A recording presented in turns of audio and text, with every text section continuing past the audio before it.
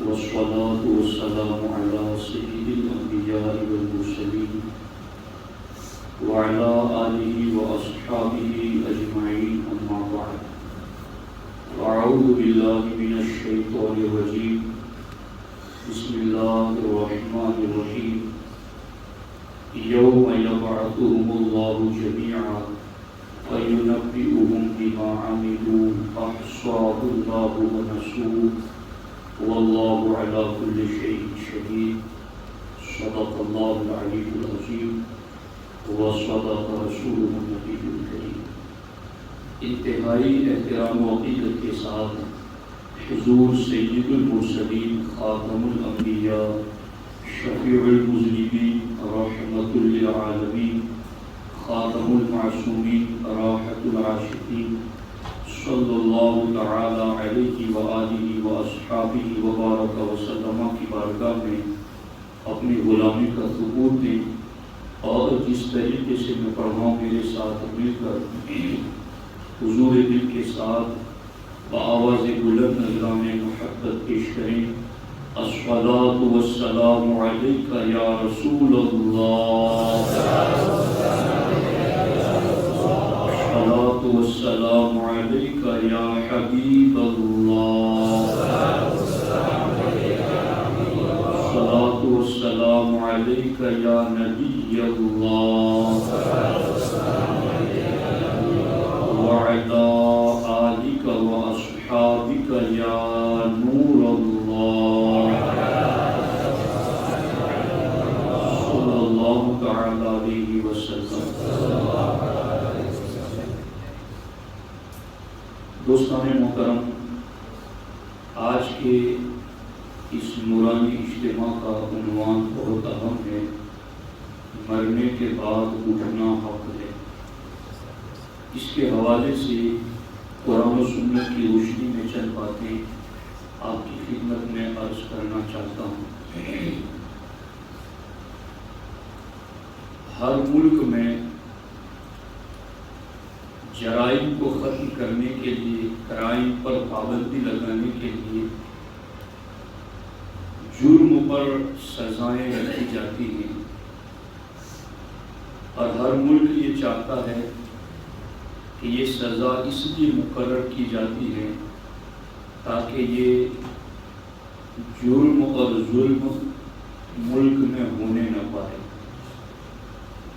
لیکن اس کے باوجود بھی کرائم اور جرائم دن بدن بڑھتے چلے جاتے ہیں. ان کی وجوہات پر جب ہم غور کرتے ہیں تو ہمیں پتہ چلتا ہے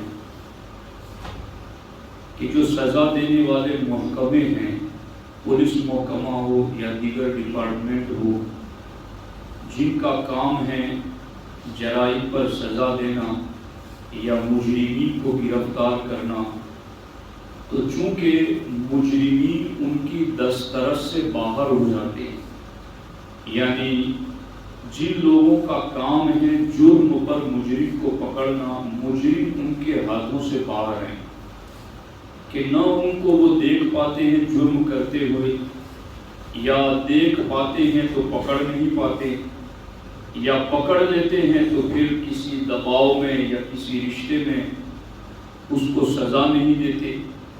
تو یہ ساری وجوہات ہیں جن کی بنیاد پر جرم دن بدن بڑھتے چلے جاتے ہیں کہ مجرم کو پکڑا نہ جائے، یا پکڑا جائے تو پھر اس کو وہ سزا نہ دی جائے جو سزا متعین ہے.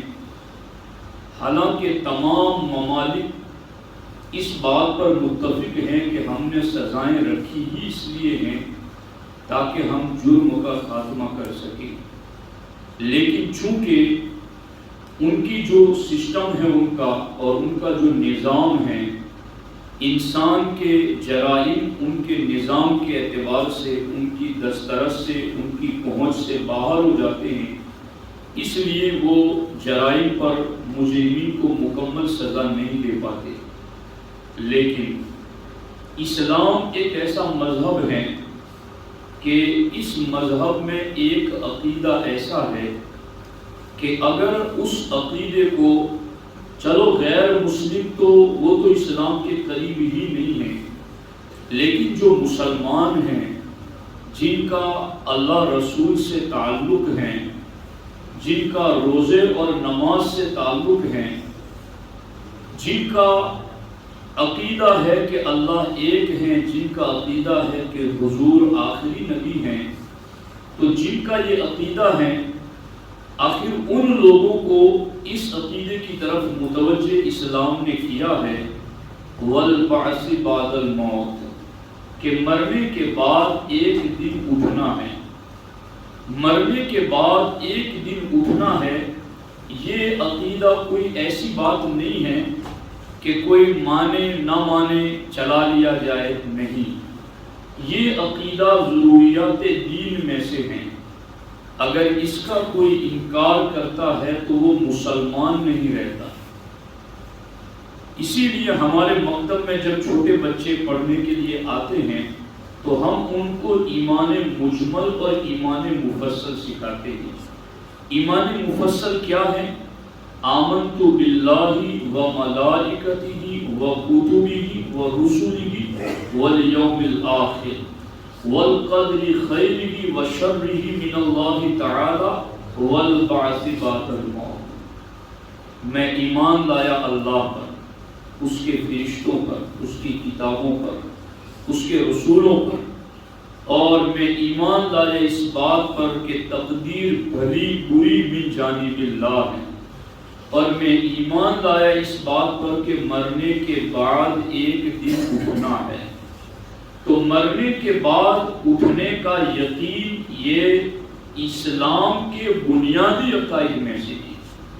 آج مسلمانوں میں بھی لا علمی اور جہالت کی وجہ سے کئی لوگوں کی زبان سے بے باکی اور جرأت مندی کے ساتھ یہ لفظ سنائی دیتا ہے کہ مرنے کے بعد کس نے دیکھا کیا ہونا ہے۔ یہ لفظ کفر کے قریب ہیں کہ مرنے کے بعد اٹھنے کے انکار کی طرف لے جاتا ہے، اور کئی لوگ جرأت مندی کرتے ہوئے یہ بھی کہتے ہیں کہ تم نے ہماری قبر میں سونے آنا ہے، اور اس طرح کی اور کئی الفاظ ہیں کہ لائف ہے، انجوائے کر لو، لطف اٹھا لو، مزے کر لو، یہی تو زندگی ہے، مرنے کے بعد کس نے دیکھا کیا ہوا۔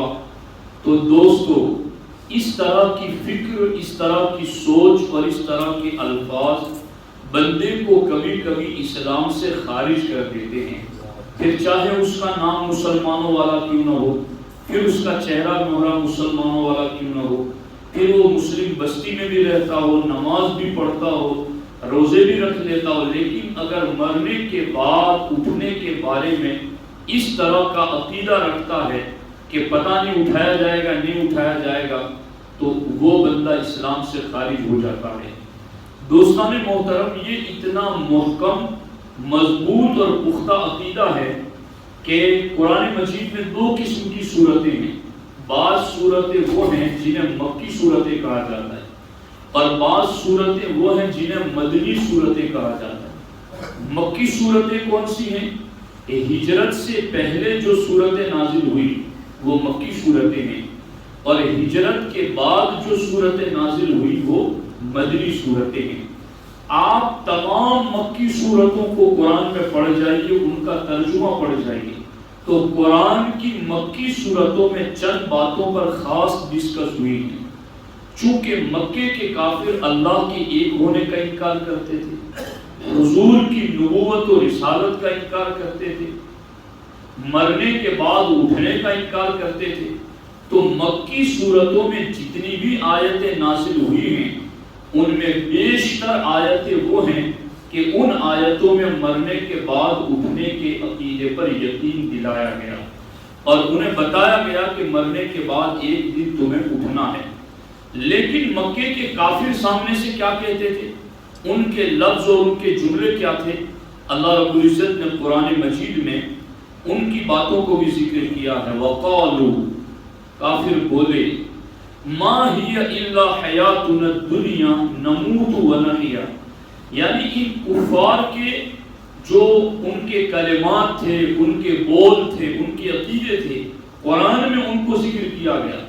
اب اس دور کے کفار کے عقیدوں کو دیکھنا، اور پھر آج کے دور میں مسلمانوں کی سوچ کو دیکھنا، ما ہی الا حیاتنا الدنیا، وہ یہ کہتے کہ زندگی تو صرف ہماری دنیاوی زندگی ہے، نموت و نحیا، جس میں ہم جیتے ہیں اور مرتے ہیں، بس اس کے علاوہ تو اور کوئی زندگی نہیں ہے، بس یہی دنیا کی زندگی ہے جس میں جینا ہے اور مرنا ہے۔ ان ہی الا حیاتنا الدنیا، دنیا کی زندگی کے علاوہ تو کوئی زندگی ہی نہیں ہے۔ بلکہ وہ لوگ یہ بھی کہتے کہ من یحیی العظام وہی رمیم، آپ سورہ یاسین شریف میں پڑھتے ہیں کہ یہ کہتے کہ کون ہے جو ہمیں 2 مرتبہ قبروں سے زندہ کرے گا، کہ ہڈیاں بکھر چکی ہیں اور ہمارے جسم ریزہ ریزہ ہو چکے ہیں، خاک اور مٹی میں پیوست اور مل چکے ہیں، من یحیی العظام، اب ان ہڈیوں کو 2 مرتبہ کون پھر سے کھڑا کرے گا۔ اسی طریقے سے قرآن مجید میں دوسرے مقام پر بھی ان کی بات ذکر کی گئی ہے۔ قالوا، وہ بولے، اَإِذَا كُنَّا عِظَامًا وَرُفَاتًا أَإِنَّا لَمَبْعُوثُونَ خَلْقًا جَدِيدًا، انہوں نے کہا کہ کیا جب ہم ہڈیاں ہو جائیں گے اور ہم ریزہ ریزہ ہو جائیں گے تو پھر أَإِنَّا لَمَبْعُوثُونَ خَلْقًا جَدِيدًا، تو کیا ہمیں نئے سرے سے پیدا کر کے اٹھایا جائے۔ اس طرح سے قرآن مجید میں کئی جگہ پر مکی صورتوں کے اندر ان کافروں کے عقیدوں کا ذکر کیا گیا ہے کہ وہ بوسیدہ ہڈیوں کو دیکھ کر، جسموں کے سڑ گل جانے کو دیکھ کر، جسموں کے ریزہ ریزہ ہو جانے کو دیکھ کر کے، جسموں کے مٹی میں مل جانے کو دیکھ کر کے، ہڈیوں کو چمکدار روشن بکھری ہوئی دیکھ کر کے وہ یہ کہتے کہ اب یہ اسلام کون سا عقیدہ پڑھا رہا ہے کہ جب مر کر خاک میں مل ہی جانا ہے تو اب 2 مرتبہ کون اٹھائے گا۔ اللہ رب العزت نے انہیں جواب دیتے ہوئے ارشاد فرمایا، قل یحییھا الذی انشأھا اول مرہ، میرے محبوب آپ فرما دیں ہڈیوں کو 2 مرتبہ وہی زندہ کرے گا جس نے پہلی مرتبہ زندہ کیا۔ اللہ رب العزت نے دوسری جگہ قرآن مجید میں ارشاد فرمایا، اولم یروا ان اللہ الذی خلق السماوات والارض قادر علی ان یخلق مثلهم، محبوب یہ بتائیں تو صحیح کہ جس اللہ نے 7 آسمان بنائے، 7 زمین بنائی، کیا وہ اللہ اس بات پر قادر نہیں ہے کہ ان کے مثل پیدا کر دے۔ جس رب کو اتنے بڑے بڑے آسمان اور زمین بنانے میں کوئی تکلیف اور تھکاوٹ نہیں، وَلَمْ يَعْيَ بِخَلْقِهِنَّ، اللہ تعالیٰ فرماتا ہے کہ یہ رب کی شان ہے کہ تو 7 زمین بھی بنائی مگر اس کو تھکاوٹ نہیں، 7 آسمان بھی بنائے مگر اس کو تھکاوٹ نہیں۔ لا تأخذه سنة ولا نوم، وہ رب نیند سے بھی پاک ہے اور اونگ سے بھی پاک ہے، وہ رب ہر کمی اور ہر عیب سے پاک ہے، ہر کمزوری اور ہر نقص سے پاک ہے۔ تو جس رب نے پہلی مرتبہ تمہیں پیدا کیا وہی رب تمہیں دوسری مرتبہ پیدا کرے گا۔ اللہ رب العزت نے یعنی قبروں سے اٹھائے گا۔ اب اللہ نے اپنی شان بیان کرتے ہوئے ارشاد فرمایا کہ تم یہ سمجھتے ہو کہ اتنے سالوں کو مرے ہوئے ہیں ان کو اٹھانا قبروں سے اللہ کے لیے کوئی مشکل کام ہے؟ اللہ فرماتا ہے ما خلقکم ولا بعثکم الا کنفس واحدہ، رب فرماتا ہے تم سب کو پیدا کرنا، ساری مخلوق کو پیدا کرنا اور تم سب کو قبروں سے اٹھانا، الا کنفس واحدہ، یہ اللہ کے لیے اتنا آسان ہے جیسے کسی ایک جان کو پیدا کرنا اور ایک جان کو قبر سے کھڑا کرنا۔ الا کنفس واحدہ، ایک جان کو پیدا کرنے اور ایک جان کو قبر سے اٹھانے کی طرح ہے اللہ رب العزت کے لیے۔ اور رب ذوالجلال یہ بھی ارشاد فرماتا ہے کہ رب کی شان تو یہ کہ وما امرنا الا واحدۃ کلمح البصر، اللہ فرماتا ہماری بارگاہ میں تو معاملہ بس پلک جھپکنے کا کام ہے۔ وما امرنا الا واحدۃ کلمح البصر، رب فرماتا ہے ہم جب امر اور حکم کر دیتے ہیں کسی بات کا، کلمح البصر تو بس وہ پلک جھپکنے کی دیر لگتی ہے، اور رب کا حکم ہوتا ہے تو کیا ہوتا ہے؟ انما امرہ اذا اراد شیئا ان یقول له کن فیکون. رب فرماتا ہے جب ہم کسی بات کا ارادہ کر کے کہتے ہیں کہ ہو جا، وہ چیز فوراً ہو جاتی ہے. تو اللہ رب العزت کے لیے کوئی مشکل نہیں ہے، بلکہ رب قادر ہے. الیس ذلک بقادر علی ان یحیی الموتى، کیا اللہ اس بات پر قادر نہیں ہے کہ مردوں کو قبروں سے کھڑا کر دے؟ یہاں پر ہمارے علماء نے ایک دلیل یہ بھی ذکر کی ہے کہ حضرت سلیمان علیہ السلام کی بارگاہ میں ملک سبا کی ملکہ بلقیس آنے کے لیے نکلی.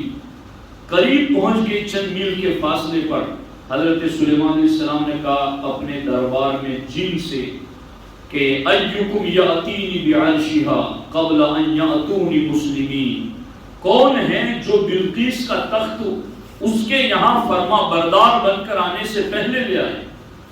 تو ایک جن کھڑا ہوا اور جن نے کہا انا آتیک بہ قبل ان تقوم من مقامک، حضور مجھے اجازت دیں، آپ کی مجلس برخاست ہوگی اس سے پہلے میں وہ تخت لا دوں گا.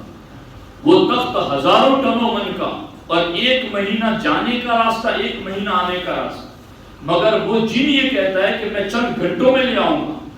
آپ نے کہا یہ تو بڑی تاخیر ہوگی، اس سے بھی جلدی چاہیے.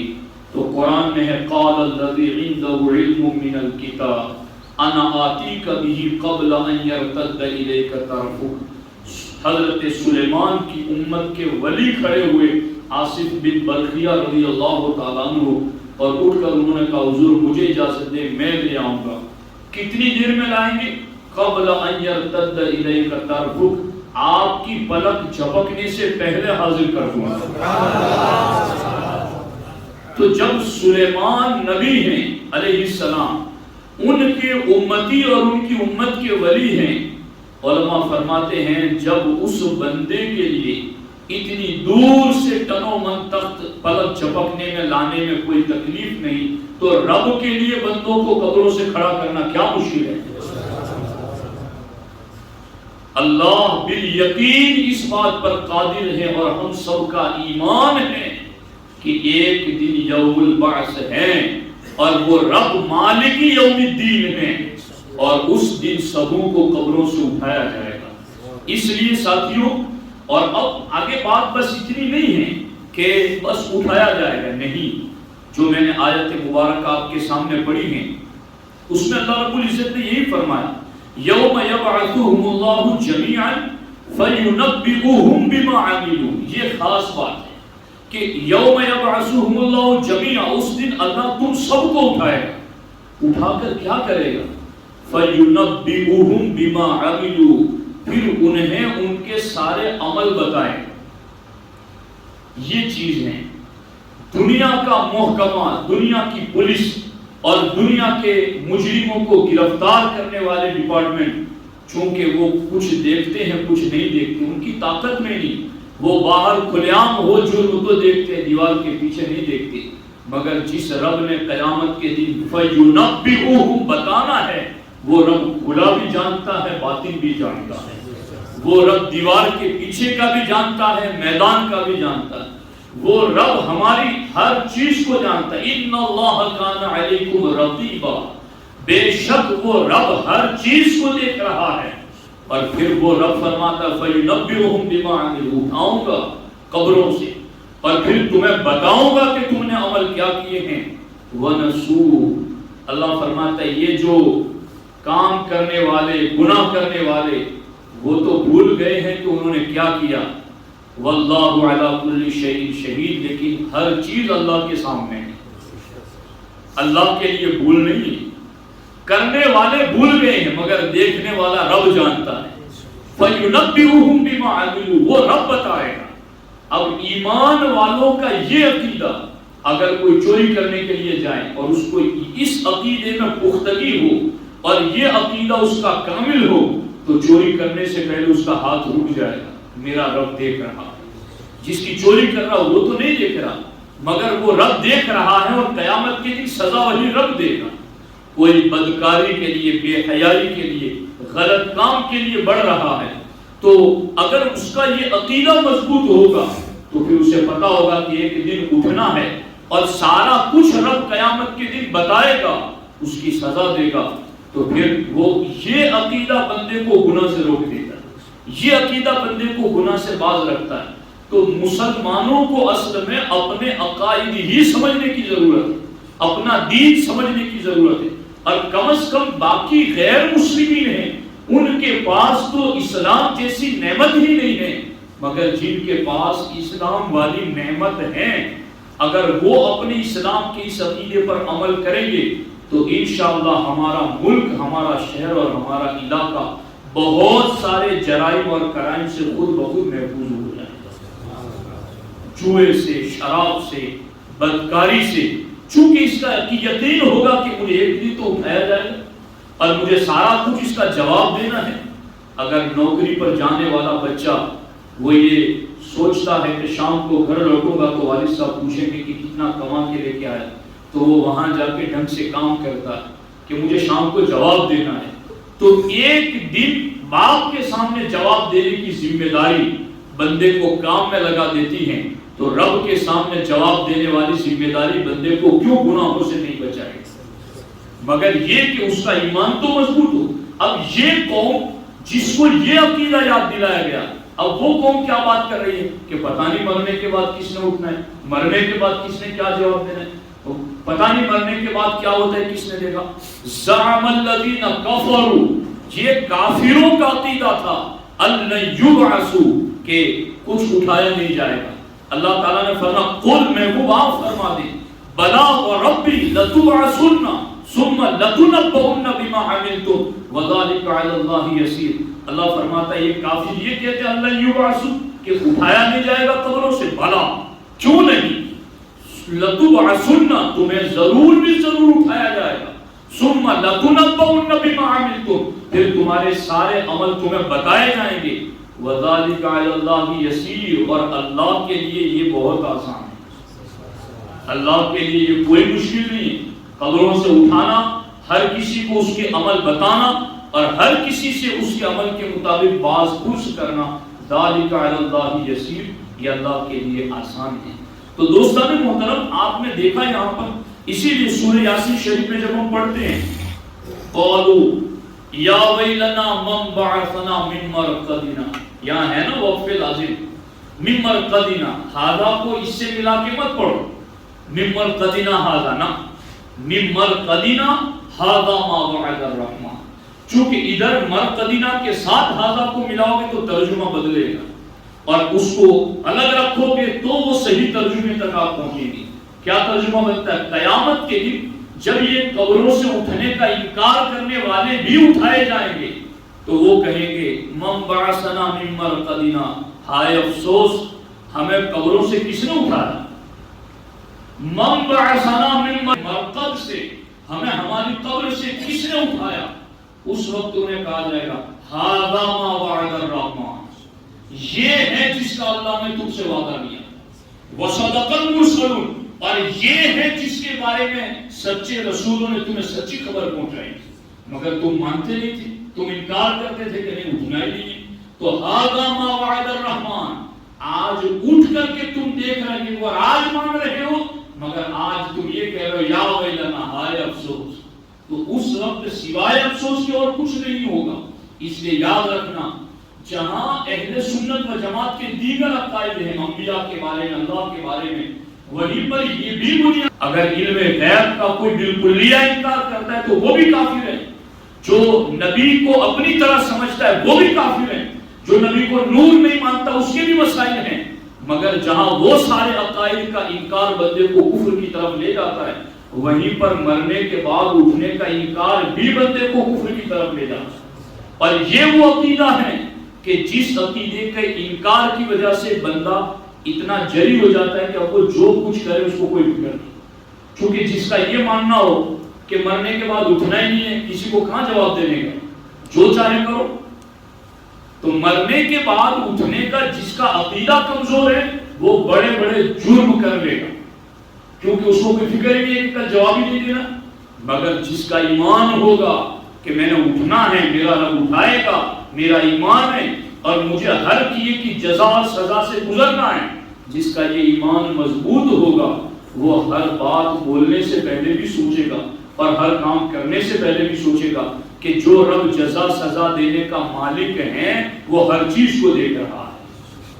اب اس سلسلے میں مزید تفصیل میں جائے بغیر اور قرآن کی آیتیں پڑھے بغیر میں 2-3 محسوس مثالیں آپ کے سامنے رکھتا ہوں، اور یہ بہت پر لطف مثالیں ہیں جن کو سن کر کے آپ کے ایمان میں مزید مضبوطی پیدا ہوگی۔ دیکھو یہاں پر یہ سورۃ الحج کی آیت نمبر 5 ہے۔ جو لوگ انکار کرتے تھے نا مرنے کے بعد اٹھنے کا، اللہ تعالیٰ نے ان کو مخاطب کرتے ہوئے فرمایا یا ایھا الناس، اے لوگو، ان کنتم فی ریب من البعث۔ یہاں 2 مثالیں دی اور دونوں محسوس مثال۔ محسوس مثال کا کیا مطلب؟ محسوس مثال کا مطلب یہ کہ جو ہماری سمجھ میں آ سکے،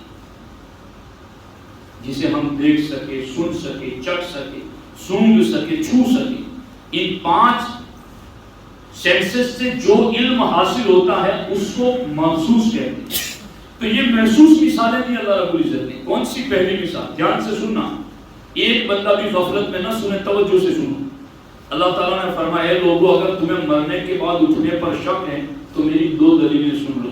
پہلی دلیل، انا خلقناکم من تراب، میں نے تمہیں مٹی سے پیدا کیا، حضرت آدم کی صورت میں، یا پھر ہم سب کو مٹی سے پیدا کیا، چونکہ ہم جس غذا کو کھا کے آگے اولاد کی پروسیس ہوتی ہے وہ ساری غذا مٹی سے ہی پیدا ہوتی ہے۔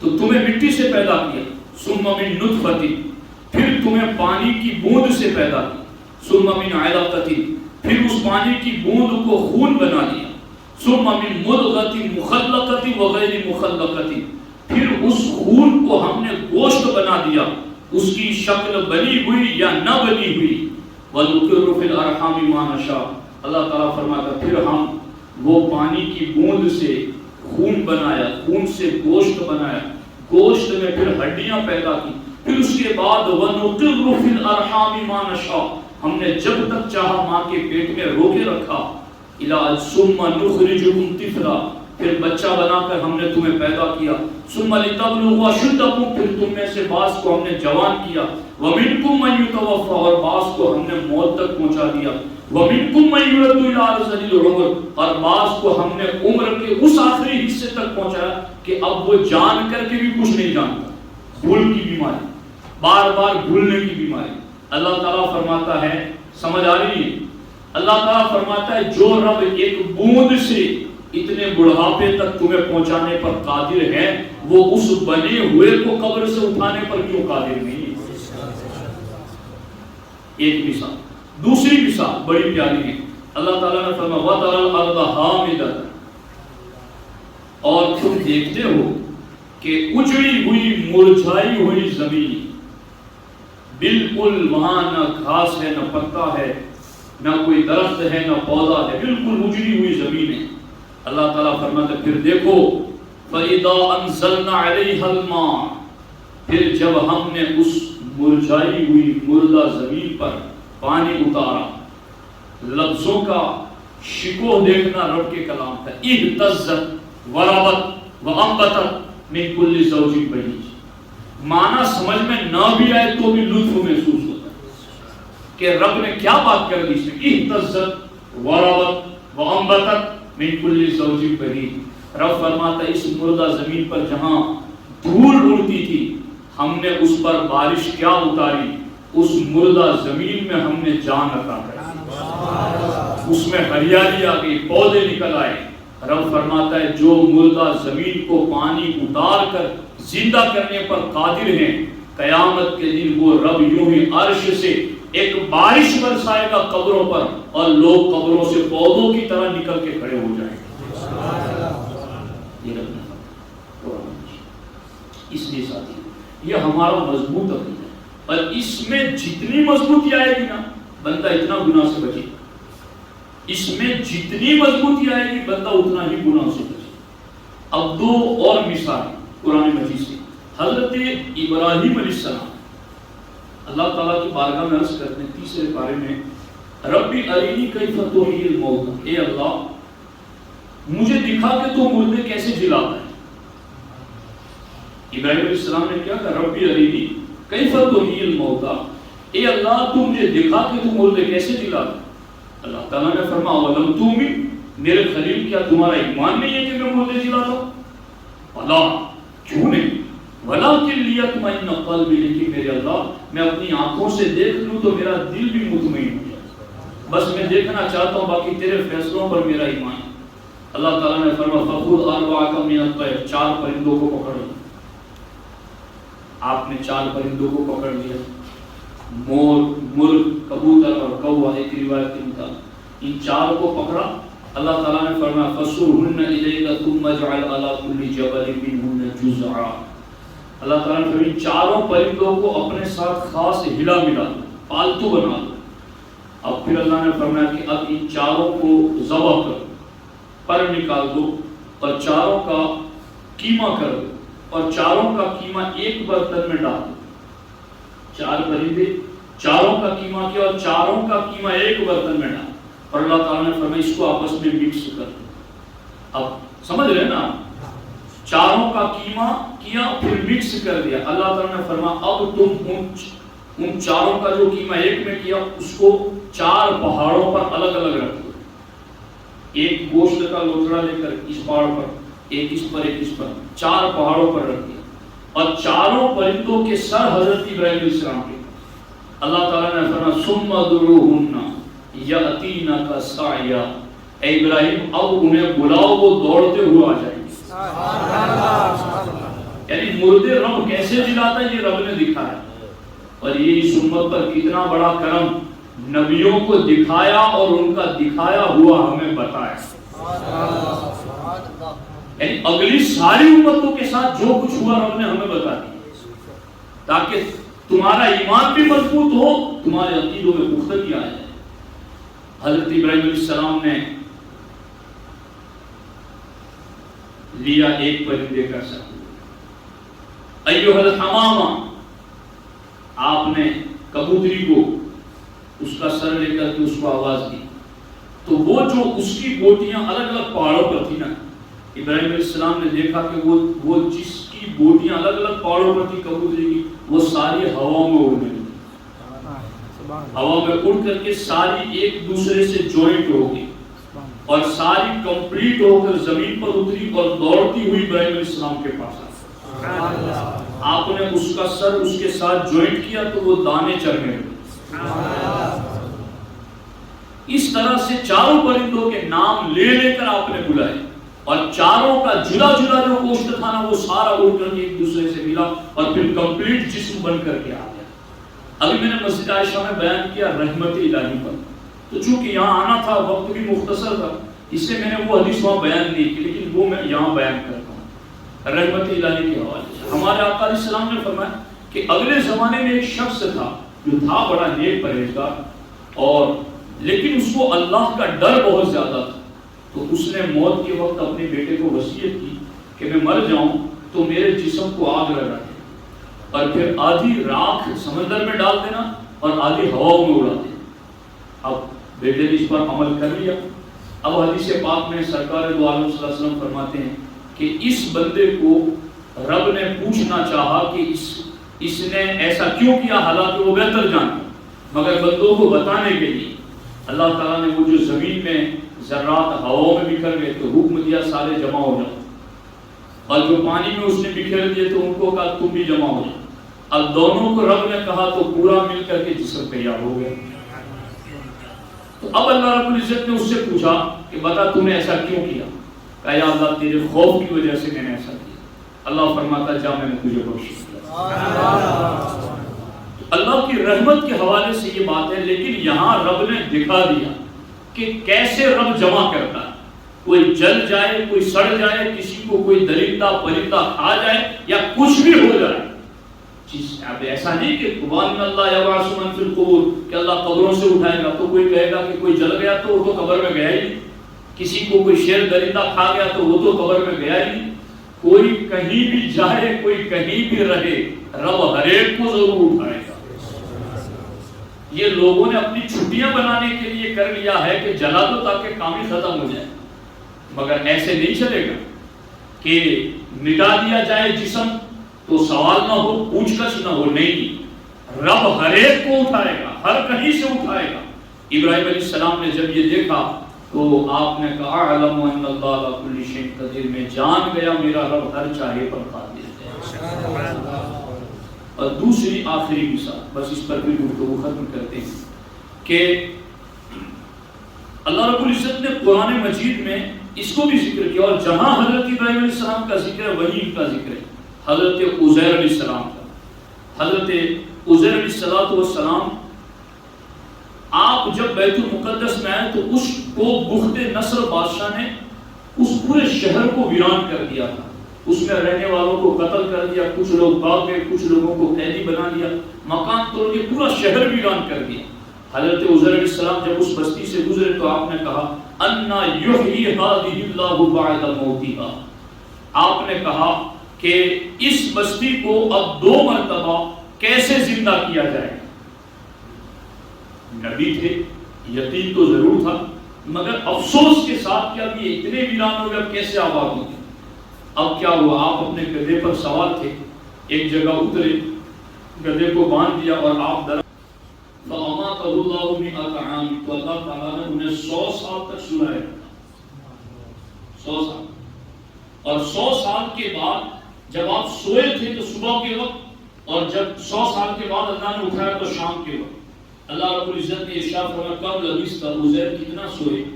عزیر علیہ السلام نے کہا لبثت یوما او بعض یوم، ایک دن سویا ہوں، بس اس سے زیادہ تو نہیں سویا۔ اللہ تعالیٰ نے فرمایا بل لبثت مئۃ عام، 1-2 دن نہیں، تم 100 سال تک سوئے۔ اب اللہ تعالیٰ نے فرمایا کہ فانظر الی طعامک وشرابک لم یتسنہ وانظر الی حمارک، فرمایا جس گدھے کو تم باندھ کے سوئے تھے اس کی طرف نظر دوڑاؤ۔ نظر کی تو کیا تھا معاملہ کہ ہڈیاں سفید سفید دور دور پڑی ہوئی چمک رہی، یعنی گدھا تو تھا ہی نہیں، گدھا بالکل ختم، جسم گوشت سب ختم، کچھ ہڈیاں تھی جو دور دور سفید سفید چمک رہی تھی۔ اللہ تعالیٰ نے فرمایا تم نے یہ کہا تھا کہ اس شہر کو اللہ کیسے زندہ کرے گا، اب دیکھو اس گدھے کو میں کیسے زندہ کروں۔ رب نے فرمایا انظر الی العظام، ان ہڈیوں کو دیکھو، کیف ننشزھا، جب کہا نا کہ ہڈیوں کو دیکھو تو جب دیکھنے لگے تو ساری ہڈیاں ادھر ادھر کی آئی اور آپس میں ایک دوسرے کے ساتھ جڑنے لگی، جڑ گئی، پورا ہار پنجر کھڑا ہو گیا۔ ثم نکسھا لحما، اب دیکھو کہ ہم ان ہڈیوں میں گوشت کیسے پہناتے، گوشت پہنا دیا ان ہڈیوں کو۔ پھر اللہ تعالیٰ نے فرمایا کہ اب دیکھو کہ اب اس گوشت کے اوپر پوست چمڑی آ گئی، پھر چمڑی کے اوپر بال آ گئے۔ اللہ تعالیٰ نے فرمایا دیکھو اب اس کی طرف، جب دیکھا تو وہ بولتا ہوا نظر آنے لگا۔ اللہ تعالیٰ فرماتا ہے میں ایسے ہی مردوں کو جلاتا ہوں۔ اور آپ بستی میں گئے تو بستی پہلے سے زیادہ آباد ہو چکی تھی۔ تو دوستان محترم، یہ عقیدہ بہت مضبوط ہونا چاہیے کہ مرنے کے بعد اٹھنا ہے، حساب کتاب ہونا ہے، جزا سزا سے گزرنا ہے۔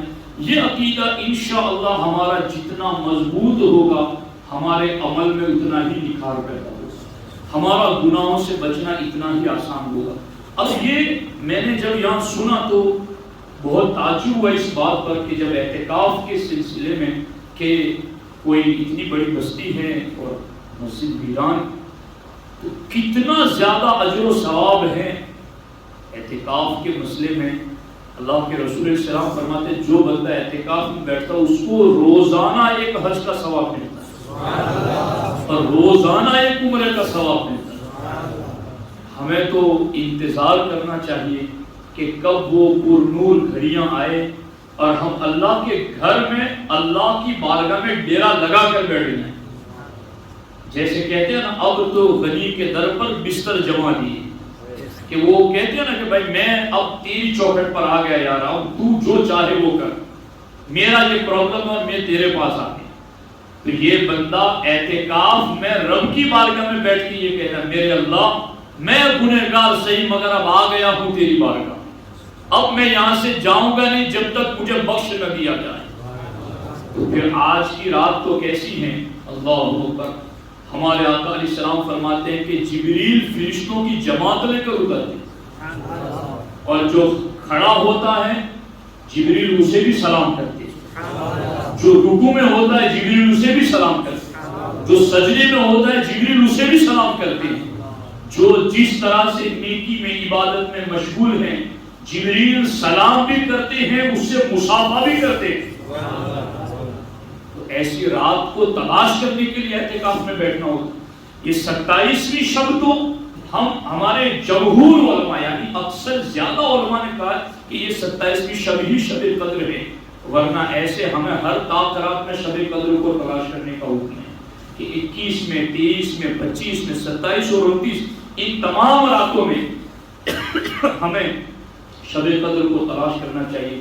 اور اعتکاف میں بیٹھنے والا وہ خوش نصیب ہوتا ہے، روزانہ حج عمرے کا ثواب بھی پاتا ہے، اور پوری بستی والوں کے لیے وہ ایک کفارہ بن کر پوری بستی والوں کے لیے بخشش کی دعائیں بھی۔ تو یہ بہت پرنور گھڑیاں ہیں۔ آئندہ اس بات کا ضرور ہمیں لحاظ رکھنا چاہیے کہ کچھ لوگوں کو تو ضرور تیار رہنا چاہیے کہ ہم اعتکاف کے اندر بیٹھیں، اللہ کے گھر میں بیٹھیں، اور ہمارے لیے گناہوں سے بچنا آسان ہو جائے۔ یہ پریکٹیکل اور تربیت ہو جاتی ہے کہ آدمی گناہ سے کیسے بچے۔ جب اللہ کے گھر میں بیٹھ جاتا ہے 10 دن تک 1 مہینے تک تو اسے یہ بھی طریقہ سمجھ میں آ جاتا ہے کہ گناہ سے کیسے بچا جائے۔ تو ان تمام باتوں کا ضرور لحاظ رکھا جائے۔ اللہ کریم کی بارگاہ میں دعا ہے رب ذوالجلال مجھے آپ کو سب کو تمام ایمانیات کے بارے میں مضبوطی عطا فرمائیں، اور اللہ تبارک و تعالی ہمارے عمل میں خوب نخار پیدا فرمائیں۔ السلام علیکم ورحمۃ اللہ وبرکاتہ۔